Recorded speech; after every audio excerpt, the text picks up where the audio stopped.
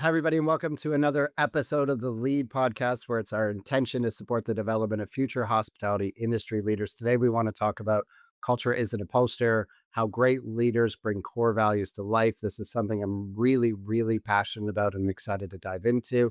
Before we introduce Kimberly, Amy, it's great to see you as always. So great to see you, Matt from Canada. I'm still working on picking up on some of those Canadian accents, but I don't hear them with you.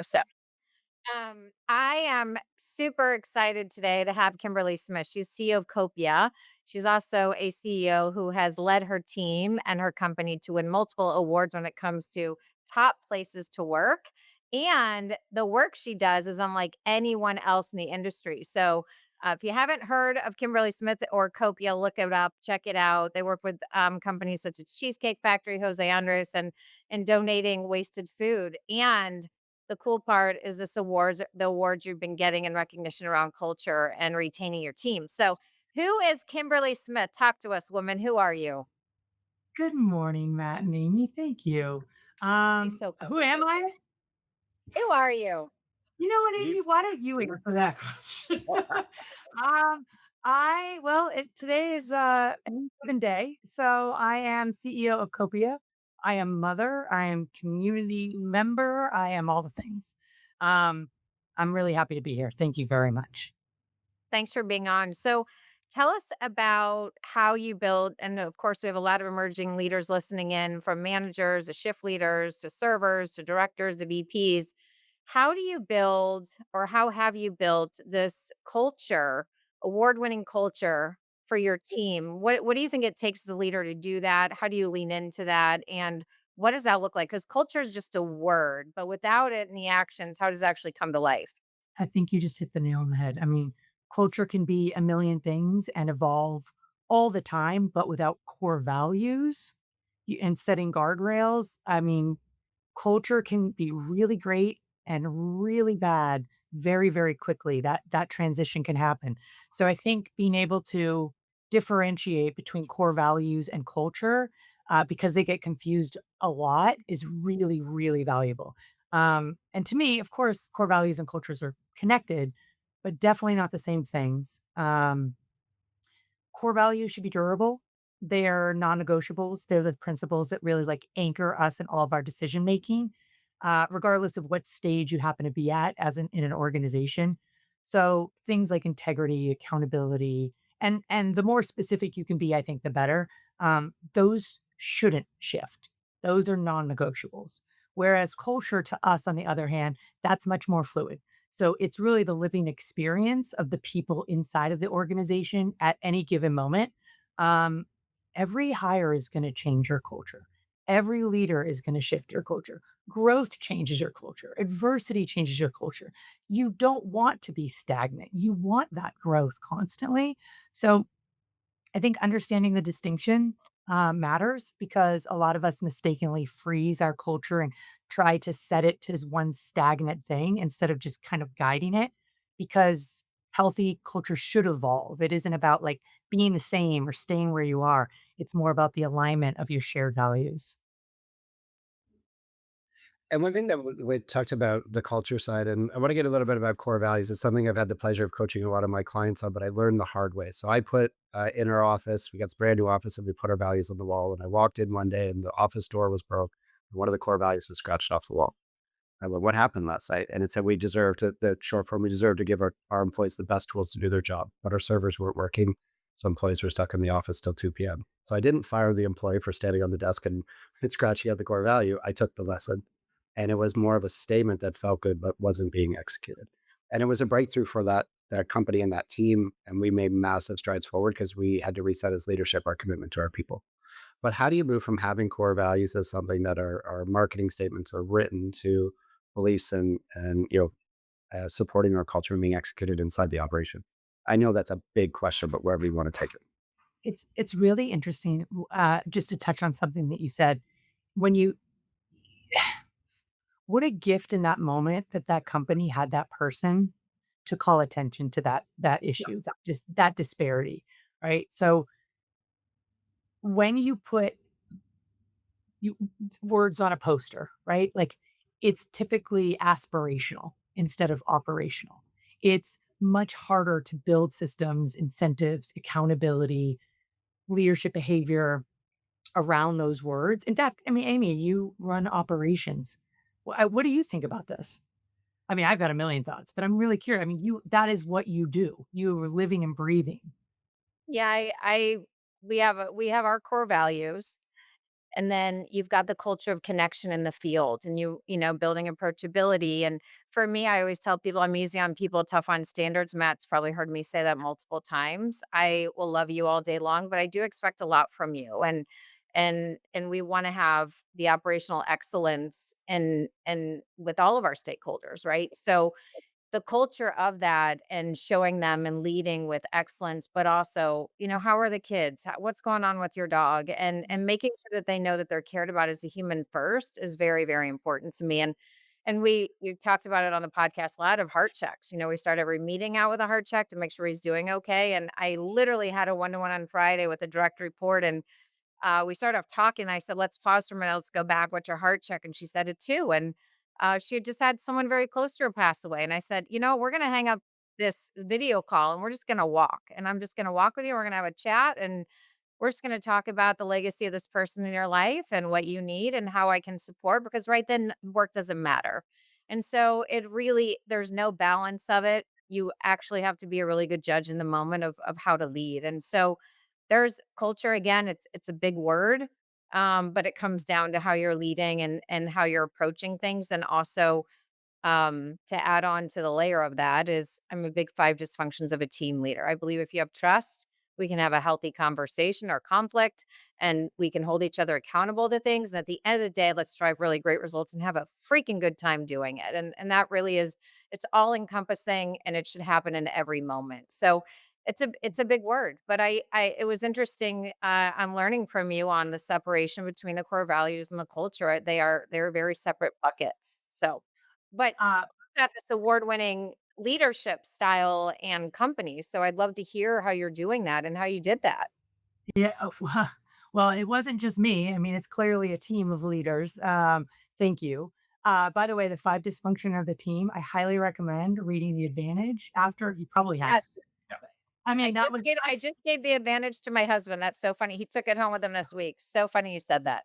Uh, Best book I've read. One thing that I wanted to give to the audience, if anybody would like a copy of the book, The Advantage by Patrick Minchodi, I would love, I'll send 5 copies out. Just DM me, wherever. I'll send it to your restaurant. Be happy to do that. Get back that book. I've read all of his books. That book I've read more than any other book.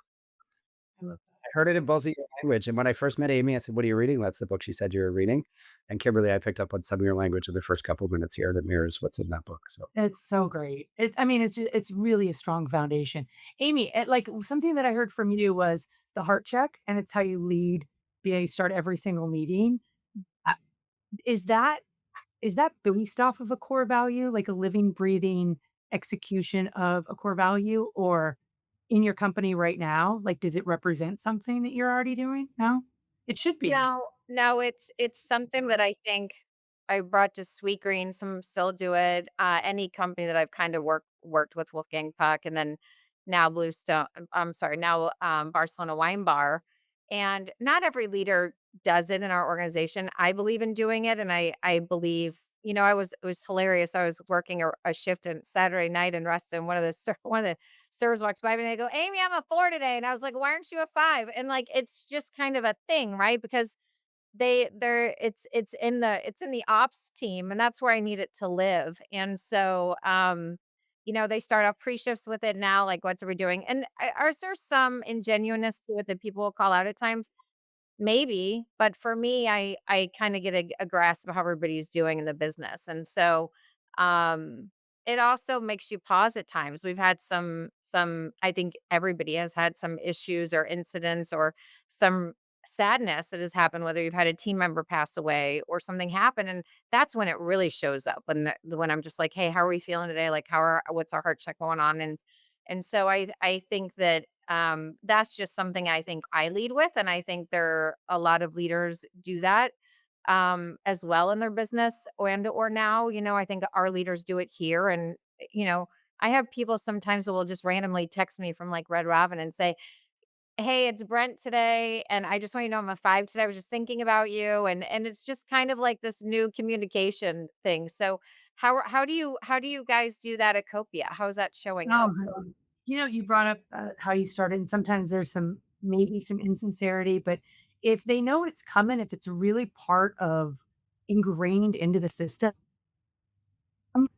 drive. Like I remember when I first was at Copia, we always gratitude session every weekly meet, I love always. that. There's always something that we can be grateful for. And more, I'd say 98% of the time, it's gratitude towards another team member and why. Sometimes you're just grateful for something wonderful happening in your life and you want to share it and we're all close, but it's always an opportunity to affirm someone else on the team. And when I first showed up, I was like, oh, this is a little woo woo for me. Like, I don't know how I feel about this. And I tell you what, it is probably my jaw hurts from smiling. It's like a proud moment to just witness other people show appreciation and gratitude towards one another. And it's really truly one of the things that makes us really, really special. Um, you also said something else that triggered just a thought, Amy, is especially in the hospitality industry, like your your culture and core values are exposed pretty quickly. I mean, because these environments are fast paced, the pressure is high, the teams are interacting with people constantly, and then under stress as well. This is where your culture shows up. Like you were talking about, like the hard times. When your team is under stress, this is where you truly pressure test it. Foundation means that you won't break. It means that your culture won't go the wrong direction. It means that you'll hold steadfast to the mission and the alignment that you guys subscribe to. So I think it's a good call. Some of our best lessons are like the shitty things. I don't know if I really like, it's like just like leaders, you learn great things from great leaders above you, but you learn just as much from those that aren't that great. So Mhm. I digress. One thing I No. just wanted to come back to, Kimberly, that you shared up front. So the core values are should be solid, foundational. But culture is a word that I would use. It's fluid. And then one thing I didn't understand early in my career is that although I might be putting the same effort in, that the dynamic changes with a new team member, gate of business, loss of business, change of business results, and that there is a bit of fluidity or a bit of a roller coaster ride when it comes to culture. Do you agree with that? Do you disagree with that? What does the flow look like for your team? And how would you advise a young leader to get comfortable with it? Hmm. So fluidity, I mean, that's just life, right? Things are constantly changing anyway. So I completely agree to answer your question. I think that, like, again, I think when you think about your core values, that's your foundation. It's like your roots, and your culture is kind of like the ecosystem that sits on top, and it's constantly changing around the roots. And sometimes you got growth, and sometimes you don't. So it really depends on how strong those roots are, quite frankly, not to go too and down an analogy path, but analogous. Yeah, for young leaders, I I think it's really to go back to what I just mentioned a moment ago about how you learn just as much as you from folks that you don't, values and styles that you don't like, that don't resonate with you. When you're a young leader, like, it can be a little overwhelming trying to pick, like, a needle in a haystack, right? Like, you don't really have the experience of what has worked, but you do intuitively know what doesn't. So following your gut and really thinking about, like, what do you refuse to compromise on? Rather than aspirational terms and trying to set the projection, like, what are some things that are non-negotiable? And I think that's a really great way to start. And then you can build from there. So they can think about, like, how do people trust me? Like, how do I show up when people trust me? What do I do that destroys that trust? Like, what do people expect of me and what do I not want them to expect of me? Mhm. Um, I think that becomes the foundation. And then, as the team grows, then you can shift and model from there. It's more about like behavioral clarity than it is picking a term like motivational language. It's like, how do you show up as a leader and what are your strong values here, your accountability, your genuine compassion and care, like Amy mentioned, to the whole person, right? Because you can't show up and be expected to give your best when, in a skill or in a job or a function when you yourself are not able to be present with that. So there's a lot of different ways to look at it. I'm kind of going on a lot of tangents as I typically do, but um, for younger leaders, when it seems overwhelming, start small. Think about what doesn't work. Go from there. And you mentioned Amy and Kimberly. Left first, really quickly, maybe we give two examples. So I think what I find when the leaders coming in will see what's on the wall and see somebody's created it, but we just talked there about personal values. So I'll share just a couple of mine. Maybe you could share one that's I'm working on and one that I'm trying to be better at. So one that I'm working on is always be learning. I'm somebody who grew up with a learning disability. I was told I wouldn't graduate public school and high school. So I got a chip on my shoulder. So I share that because I want to learn, but I want to support a learning environment of people around me. I matured around it, but I'm always striving to learn, not just to consume, but to execute. My biggest what I heard from my people was I have a perception of being overly busy. So people stopped coming to me. So I heard them. And one thing I'm working on is being present because that's the feedback that I got. Is there anything that you have from a personal value, something that is just like one of your must do's that's led to your success, or something that might be a bit aspirational that you're working on at this stage of your leadership to give the audience some context? And I know I'm putting you both on the spot right now. Do you have Okay. something? I have 2. I think clear is giving clarity, clear is kind on what your expectations are, so there's not confusion, having them teach it back at times. So when you're walking out of the room, you know that they got it, and if they don't follow up, that's a different situation. It's where accountability comes in. And I also think that kindness matters, and it matters more and more these days, right? And I know we just talked about this, but I I know a lot of my staff live alone, and mental health is a serious situation right now. And we've had a lot of people pass and are in the industry for reasons that, if somebody had reached out or kindness helped. And so I think that compassion and meeting people where they're at is really, really important. So we're in the people industry, like Kimberly said. And so how do you lead? And yes, you are paid to do a job. You're paid to get results. But there is a really good way to do that, I believe. And there is, listen, I'm not perfect. I sometimes hang up the phone and I think I probably could have handled that better, right? And so we're always learning, right? We're always learners, but I think the kindness matters as a big piece. And as long as a team has clear expectations on what great looks like, they want to win too. Everybody wants to win. Kimberly, what about you, mama? Yeah. Well, something that I've worked on in the past is trust. Let's go back to the five dysfunctions of a team, right? Like you need vulnerability and then you can build trust. Um I say that flippantly, but that's the real. And it isn't even necessarily I do a lot of different things. And it took some time for my team to allow me to pry my fingers off of things. And when you're moving in a very fast, rapid environment and Mhm. you can very quickly get bogged down. You can bog down the system if you become like a gatekeeper or, a chokehold. And so it was this liber is hard to do. And it's been a couple years ago. Um, but you know what? I'm gonna go on vacation. I am doing this. And I am gonna put my phone away, which is like that's never happened. Team rose to the occasion, handled everything. And I was like, wait a second, is this aha memories? They don't need me. Like, what ego do I have that's getting in the way to think that I have to solve every problem? Like, this is silly. Like, trust those around you. If you're aligned in the same mission and you've been working together in lockstep, like, you know, the more engagement and collaboration from other people, like the better you together. So I had to really step away and trust. And you know what? I actually just linked um, last week, I got a video from Fred, um, Fred and Sansom? he Fred Mhm. LaFranc, and he was giving a presentation, and he was talking about what was he saying? Of course, now at the moment, I literally just went blank on it. He was leadership, and how he made a comment about how the growth of a company really, this is my interpretation of it, um, really depends on the growth of the leaders.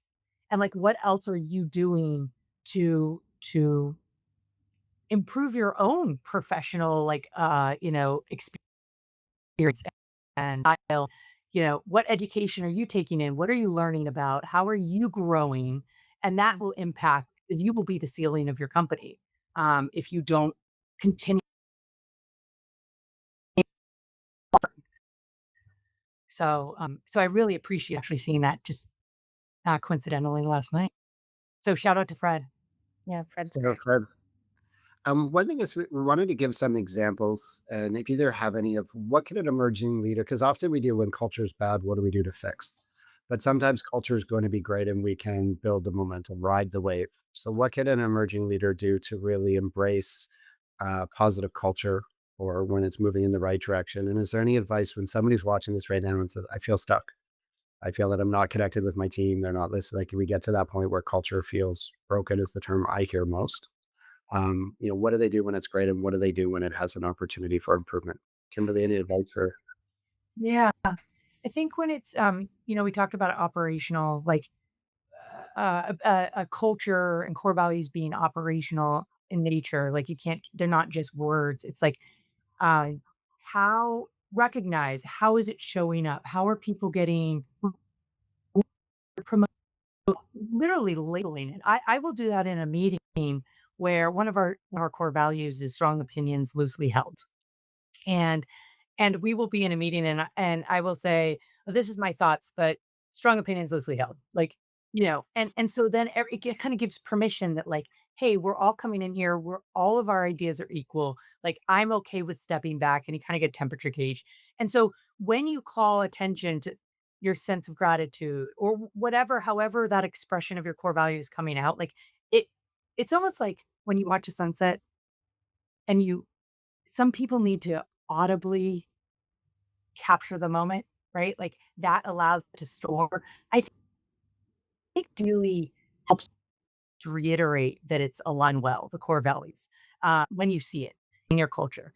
And then when you're struggling, I think leadership really needs to recognize that the biggest problem may be credibility when you need to rebuild culture.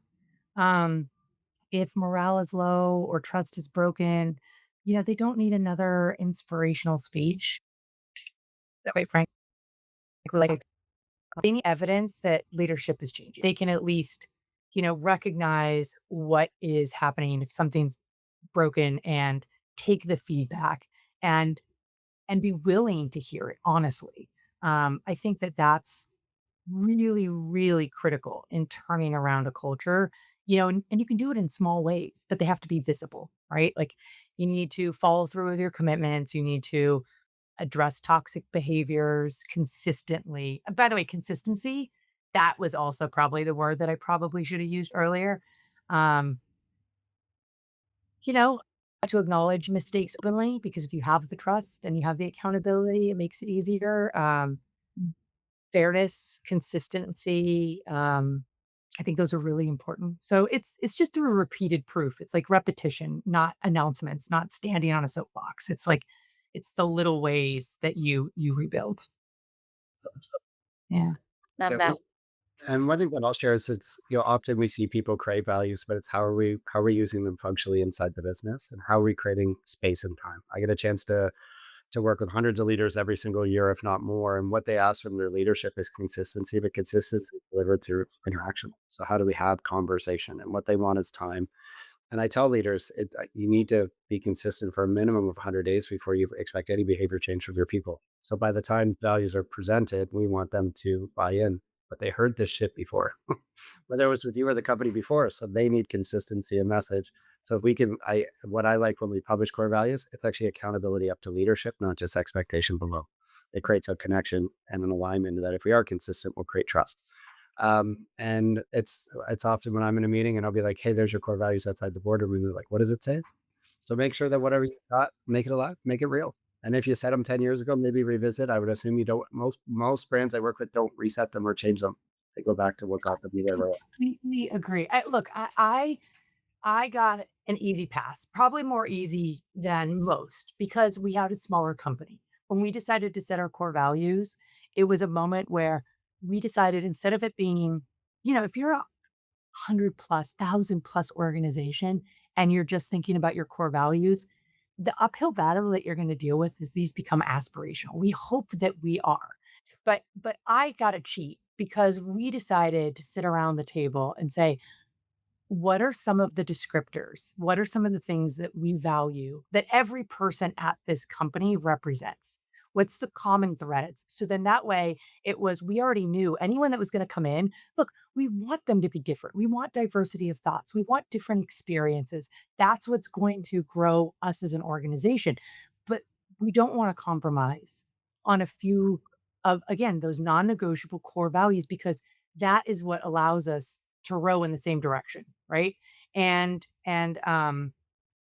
I think that if you have the ability, the gift to be able to think about in this moment of time, like going back to your question, Matt, a second ago, what do you do when your team is great, right? Like your culture is awesome, things are going well. Okay, why? What is it that's showing up day in and day out? And maybe that's a good opportunity to revisit your values right then and there, Yep. right? Here, what's working? And let's double down on that. Mhm. No, I love it. And again, this is such a big conversation, but what you both shared are bite-sized pieces or discussion part. If you just want to review as the senior leader and just check in where you're at or drive a conversation in your team meeting. As you hear, there's no advice to go and redo values, just to revisit what behaviors exist inside your team right now. Yeah. And whether they're written on the wall or not, they exist. Outside observers can come in and see them, whether you've got them documented or not. They're there. We just need to watch the behaviors. But Amy, what are some of your thoughts as we close out today's incredible episode, and what's coming up for lead?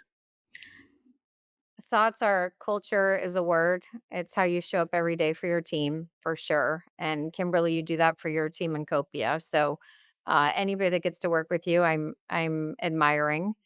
And we've got lead events coming up. We've got June 11th in Dallas and Plano. And we've got the great Matt Rolfe coming and speaking about development. We've got Dr. Emily Williams Knight opening up with grit. And we've got Karen Stutz coming and teaching not only your P&L acumen, but also how to invest a little bit of your own money and making sure you're setting yourself up, whether it's your IRA or your 401k, free money and a 401k, all the things. And there's still such a large handful of people not investing their money for retirement. So everybody says they don't have money now, but you're sure as heck not gonna be able to retire if you don't do it now. So we've got all of those pieces coming, and we've got Jack Gibbons coming to speak on leadership and talk about how he went from the dishwasher to a CEO role, and as well as Adam Halberg.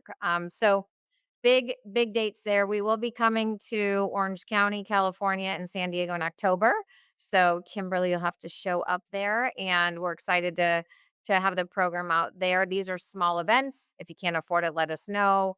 They are for emerging leaders to come and just connect with some top leaders in the industry to help evolve and invest in themselves. It's just for one night, and it's probably your first conference. So come check us out, have some fun. And Matt and Kimberly, thanks for showing up today and helping these emerging leaders learn how to build culture, have great conversation, and do all the things that they do every day because ops is crazy. Marketing is crazy. Any aspect of the restaurant industry is crazy, but man, it is crazy fun because it changes and evolves every day. So thank you, Mateo and Kimberly. Thank Thank you. you.